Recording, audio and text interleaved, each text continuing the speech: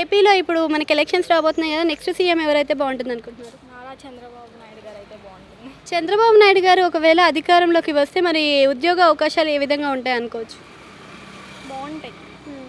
So వస్తాయి విద్యార్థుల ఖచ్చితంగా. వలస ఆగిపోతుందా? ఎస్, ఐటీ సెక్టర్ డెవలప్మెంట్ ఎలా ఉంటుంది? బాగుంటుంది. మనం చూడొచ్చు ఏం చేశారో చంద్రబాబు నాయుడు గారు తెలంగాణలో ఏం చేశారో అదేవిధంగా చేస్తారు.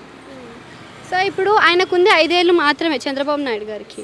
5 ఏళ్ళ తర్వాత రిటైర్మెంట్ అయిపోతారు. కానీ విజన్ 2047 కింద డెవలప్మెంట్ చేస్తాను అని చెప్తున్నారు. మరి చేయగలుగుతారా? ఎస్, చేయగలుగుతారు. ఎలా చేయగలుగుతారు మరి? 47 5 ఇయర్స్ అంటే కష్టమే కదా. ఇప్పుడు పవన్ కళ్యాణ్ చంద్రబాబు నాయుడు గారు పొత్తు అనేసి అంటున్నారు కాబట్టి పవన్ కళ్యాణ్కి కూడా తెలుసు ఆల్మోస్ట్ మొత్తం ఏం జరుగుతుందో. పవన్ కళ్యాణ్కి కూడా అప్పగించే ఛాన్సెస్ అయితే ఉంటాయి కదా. సో ఒకవేళ పవన్ కళ్యాణ్ గారు కూడా అంటే పొత్తులో వస్తున్నారు కాబట్టి ఎక్కువ సీట్లు గెలుచుకున్నట్టయితే ఆయనకి ఇచ్చిన పదవి ఎలా ఉంటుంది? ఏ పదవి ఇస్తారు? మంచి పదవే ఇస్తారని నేను అనుకుంటున్నా కూడా. ఎందుకంటే పవన్ కళ్యాణ్ గారు కూడా కష్టపడుతున్నారు.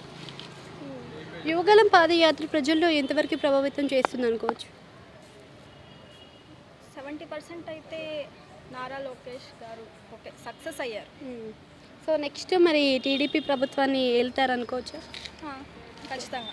ప్రస్తుతం ఉన్న మన సీఎం ఎవరైతే ఉన్నారో జగన్ గారి పరిపాలన మీకు ఎలా అనిపించింది?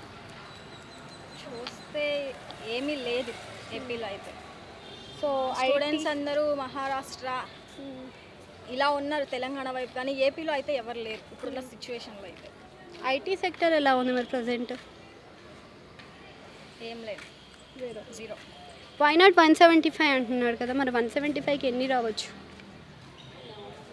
టీడీపీకి ఎన్ని వచ్చినాయి లాస్ట్ టైం, ఇది వైసీపీకి అవ్వచ్చు ఈసారి.